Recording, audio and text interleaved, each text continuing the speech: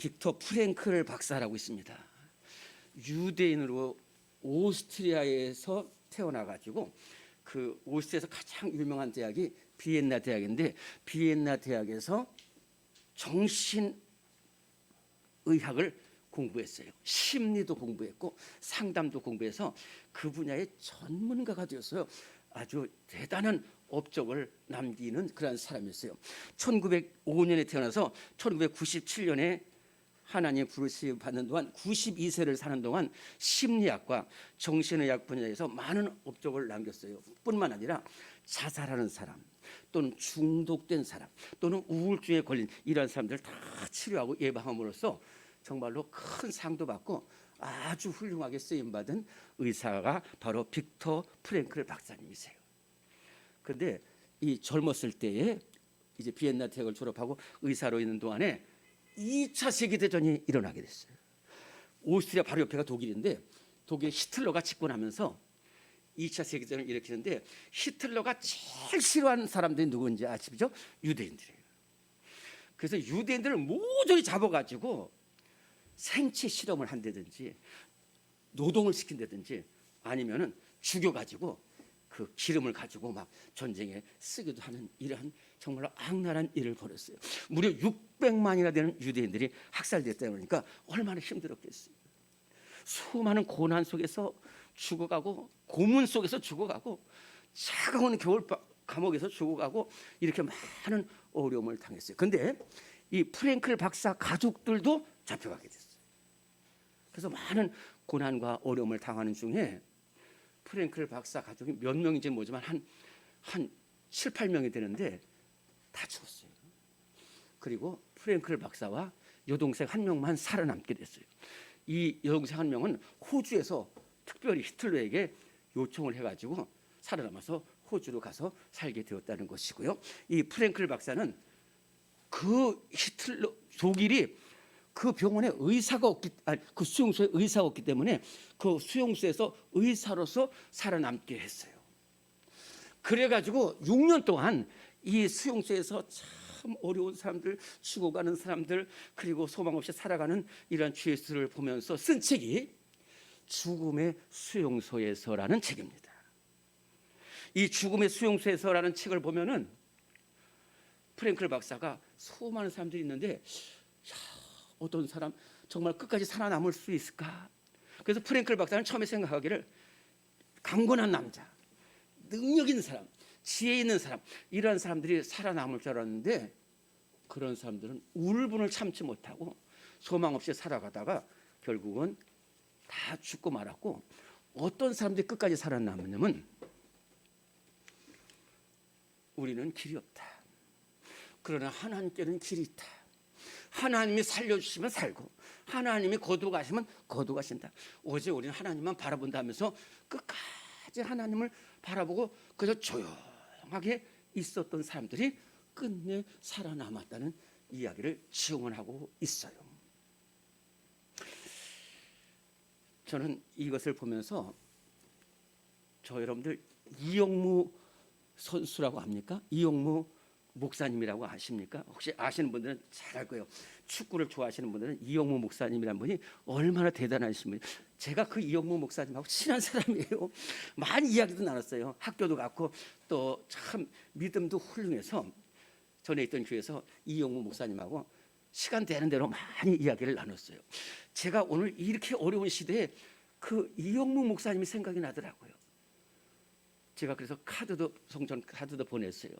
또 문자 메시지도 왔는데 제가 이영무 목사님은 축구 선수이고 또 할렐루야 축구단 감독이기도 했고 그 다음에 국가대표도 했고요. 그 다음에 축구에서 최고 권력을 가진 사람이 누구냐면 기술위원장이라는 기술위원장도 했어요. 그리고 신학을 공부해서 목사로서 축구 선교를 하고 있는데 앞장서고 있는 분이 바로 이영무 목사님이세요. 근데 이영무 소녀는 어렸을 때 능곡이라고 있습니다. 저 고양시에 가면은 수색지라고 화전지라면 능곡이라고 있는데 그 능곡에서 태어났어요. 그래서 아주 비천한 가정, 가난한 가정에서 태어났고 아버지 어머님이 7남매를 뒀어요.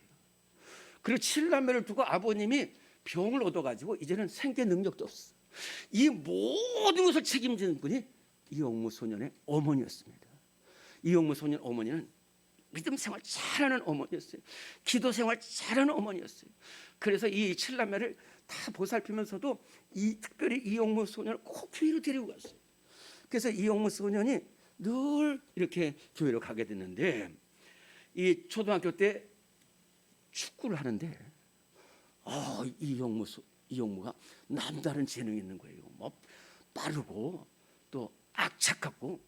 그러니까 담임 선생님이 지나가다가 넌 앞으로 훌륭한 축구 선수가 될 것이다라고 말을 했다는 거예요.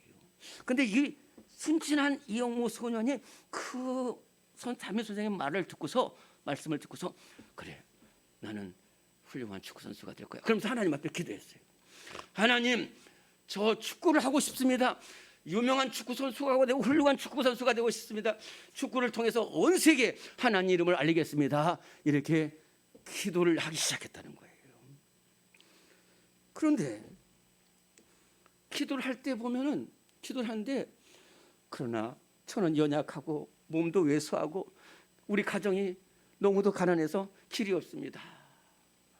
그런데요, 기도하는 오늘 하나님의 음성이 들려오는 거예요. 너는 반드시 훌륭한 축구 선수가 될 것이다. 이렇게 음성이 들려다는 거예요. 그래서 하나님 앞에 따졌어요. 하나님, 제가 기도원처럼 따졌어요.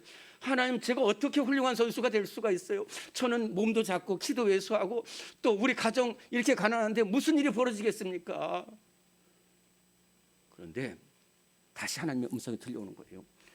성경 말씀을 읽으라는 거예요. 근데 이 이용무 소년이 학교를 서울에 다녔어요.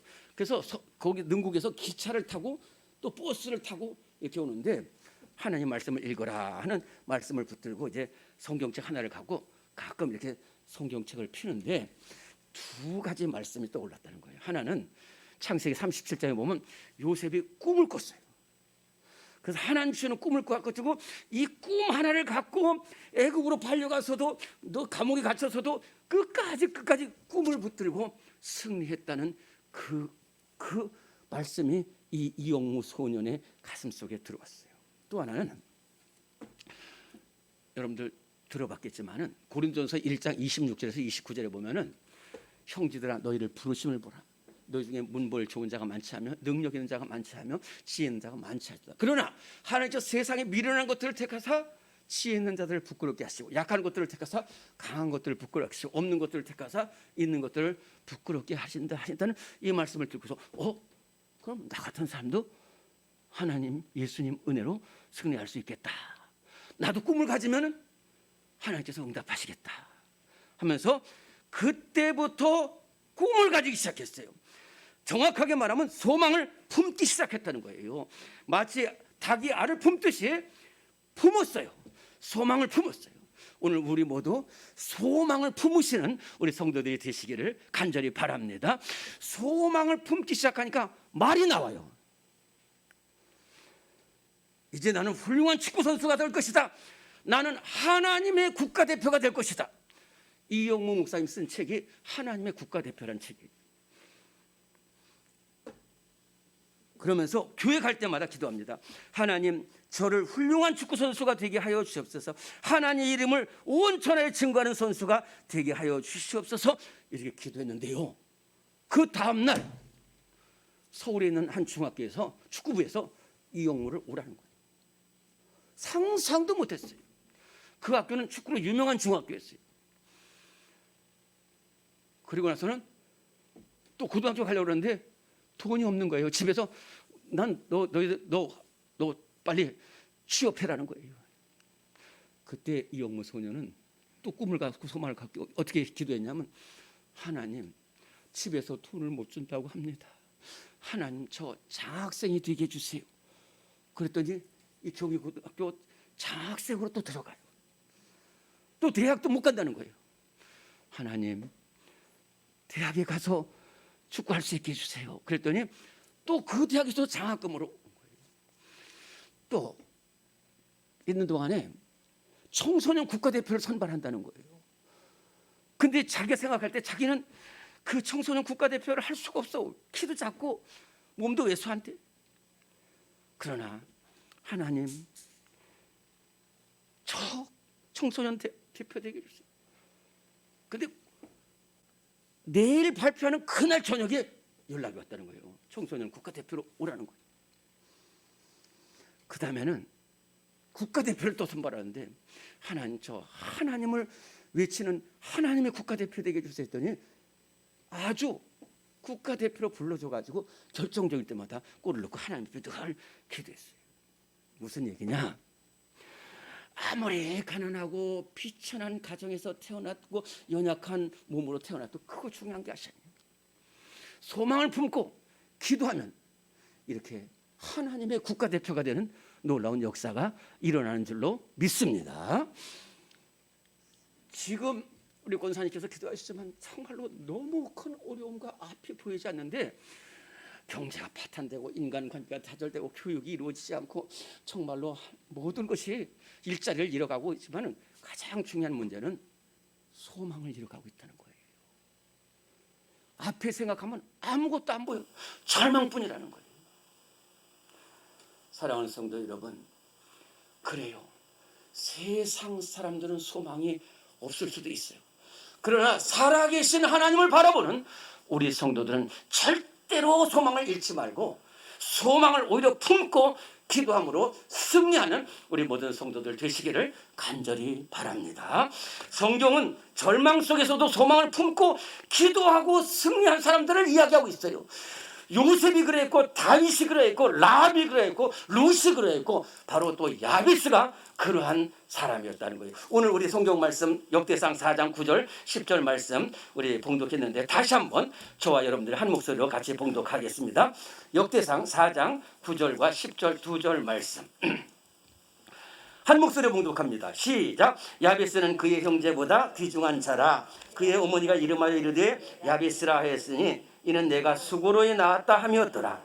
야베스가 이스라엘 하나님께 아뢰어 이르되 주께서 내게 복을 주시려거든 나의 지역을 넓히시고 주의 손으로 나를 도우사 나로 환난을 벗어나 내게 근심이 없게 하옵소서 하였더니 하나님이 그가 구하는 것을 허락하셨더라. 저를 잘 보시면, 이 세상에서 태어날 때에 훌륭하게 태어나고 좋은 가문, 부유한 가문에서 태어난 사람들이지만 비천한 가문에서 태어났는데, 야베스처럼 이렇게 비천한 가운데서 태어난 사람이 없었어요. 특별히 역대상 4장에 보면 이스라엘 유다 지파에 관한 계보입니다.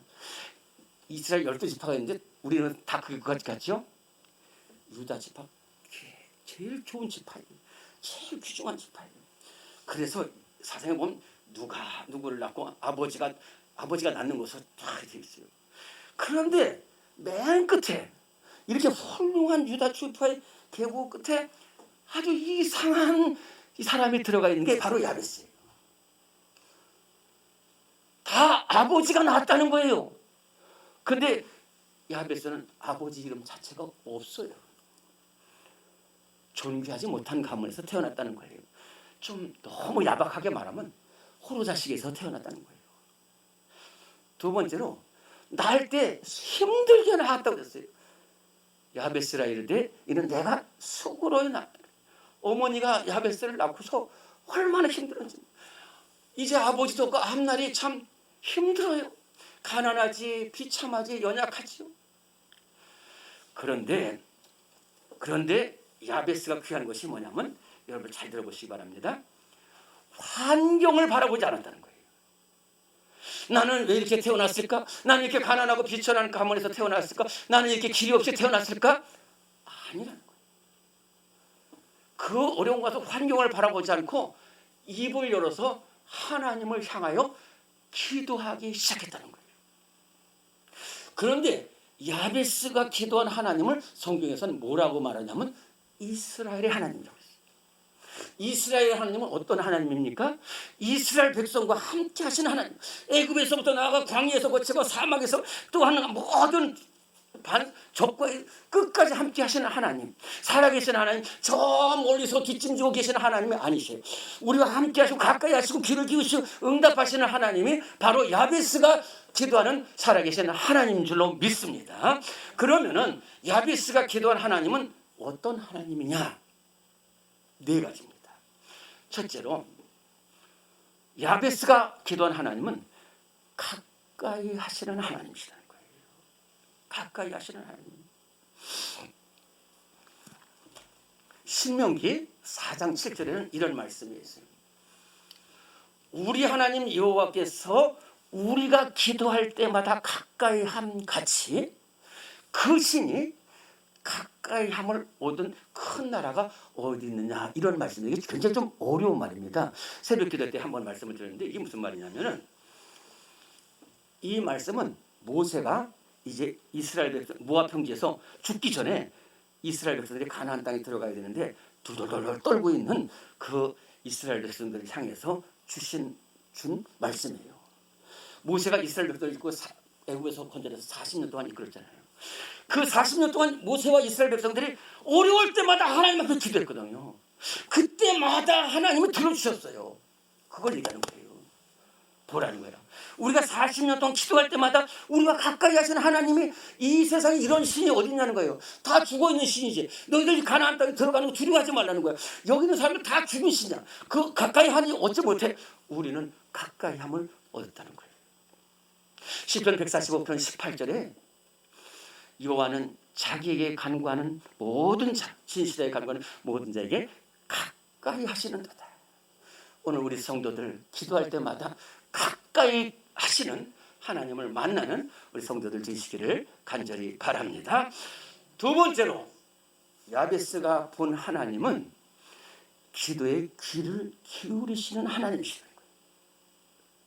시편 116편 1절과 2절에 보면 여호와께서 내 음성과 내 간구를 들으심으로 내가 그를 사랑하는도다. 그의 귀를 내게 기울이셨으므로 내가 평생에 기도하리로다 그랬어요. 여러분들 한번 제가 그런 말씀을 드렸죠. 어느 주일학교 선생님이 이렇게 이걸 나눠주면서 너희들 여기다가 하나님을 그려라. 너희가 생각하는 하나님을 그려라. 그런데 손을 길게 한 학생도 있었고, 한 여학생은 하나님 귀만 크게 그렸어요. 선생님이 묻습니다. 얘야, 너는 왜 하나님 귀를 이렇게 크게 그렸냐 그랬더니 선생님이 저한테 말씀해 주셨잖아요. 하나님은 모든 기도를 다 들으시다고요. 우리 하나님은 귀를 기울이시는 하나님이신 줄로 믿습니다. 세 번째로 야베스가 본 하나님은 응답하시는 하나님이시라는 거예요. 예레미야 33장 2절로 3절에 보면 나는 이를 행하는 하나님, 그것을 만들며 성취하는 하나님, 너는 내게 부르짖으라. 내가 내게 응답하겠고 네가 알지 못하는 크고 비밀한 일을 보이리라 그랬어요. 응답하시는 하나님이시라는, 일을 만들며 성취하시는 하나님이시라는 거예요. 네 번째로 야베스가 본 하나님은 참 귀한 하나님인데 비천한 사람들의 기도를 들으시는 하나님이시라는 거예요. 시편 102편 17절에 보면 여호와께서 빈궁한 자의 기도를 들으시며 그들의 기도를 멸시하지 아니하셨도다 그랬어요. 이 세상 사람들은 벌벌 이러는 사람 듣지도 않습니다. 그러나 하나님은 우리같이 비천하고 길 없는 사람의 기도를, 가난한 사람의 기도를 들으신다는 거예요. 야베스가 이 하나님께 기도했어요. 야베스가 기도하는 하나님은 가까이 하시는 하나님, 귀를 기울이시는 하나님, 응답하시는 하나님, 가난한 자의 기도를 멸시하려고 들으시는 그 하나님 앞에 목소리 내어서 기도하기 시작했어요. 어떻게 기도했느냐? 하나님, 제게 복의 복을 더하여 주세요. 나의 지경을 넓혀주세요. 왜? 자기같이 비천하고 소망이 없이 살았는데. 그래서 하나님 앞에 이렇게 기도했더니 하나님이 어떻게 하셨을까요? 다 들으셨다는 거예요. 하나님이 그 구한 것을 다 허락하셨더라 그랬어요. 오늘 우리 모두, 그래서 이 야베스가 하나님 제게 복을 더하시고 제 지경을 넓히시고 나를 환난을 벗어나게 하시고 근심이 없게 없으니 하나님이 다 그것을 허락하셨다 그랬어요. 무슨 말입니까? 절망 속에 있는 야베스가 소망을 품고 기도함으로써 존귀한 사람이 되었다고 오늘 우리에게 성경이 말씀하고 있어요. 다시 말해, 태어났을 때는 절망의 사람이었지만은 소망을 품고 기도할 때 가장 귀한 사람이 되었다 하는 것입니다. 존귀한 자가 되었다라고 오늘 말씀하고 있어요. 오늘 우리에게도 이러한 야베스의 축복이 있기를 바랍니다. 그러면은 어떻게 이 닥쳐온 어려움을 이길 수 있겠습니까? 오늘 두 가지입니다. 하나는 소망을 품으라는 것입니다. 우리 한번 따라합시다. 소망을 품자. 소망을 품는 사람 절대로 낙심하지 않아요. 그 소망이 자기를 이끌고 가. 하나님께 대한 소망이 잘 이끌고 가요. 그래서 자꾸만 말을 해요. 나는 잘 될 거야. 나는 승리할 거야. 우리 교회는 부흥할 거야. 우리 교회는 성장할 거야. 나는 승리할 거야. 나는 응답 받을 거야. 오늘 옆에 계신 분들에게 말합시다. 나는 소망이 있습니다. 얼굴 보시고요. 하나님은 우리의 소망이십니다. 나는 승리할 것입니다. 그렇게 자꾸만 입으로 하는 거예요. 입으로 해. 닭이 알을 품으면 낳는 거예요. 여러분들 소망을 품고 나아가시기 바랍니다. 두 번째는 소망을 품고 기도해야 돼요. 이용무 선수 그랬어요. 그 소망을 품고 계속 기도하니까 축구부가 되고, 계속 기도하니까 국가대표가 되고, 계속 기도하니까 축구 기술위원장이 되고, 할 일을 합니다. 계속 기도. 오늘 우리 앞에 말로 다 할 수 없는 어려움이 있어요. 이 어려움을 이길 수 있는 사람은 어떤 사람입니까? 눈앞에 있는 어려움 바라보는 사람은 절대로 이길 수 없어요. 환경 바라보고 원망하는 사람은 절대로 이길 수 없어요. 환경을 뛰어넘어서 가까이 계시고 응답하시고 귀 기울이시고 비천한 자의 기도를 들으시는 하나님께 소망을 두고 끝까지 기도하는 사람이 이 시대를 이길 수 있는 성도들이 되는 줄로 믿습니다. 우리 교회 성도들 중에는 너무 어려운 성도들이 있어요. 제가 여러분들한테 말도 못해요. 너무너무 어려운 사람. 그러나 그러한 사람일지라도 야베스처럼 나와 함께 하시고 살아계신 하나님께만 소망을 두고 기도하면 반드시 승리하는 그런 은혜가 우리 모두에게 있을 줄로 믿습니다.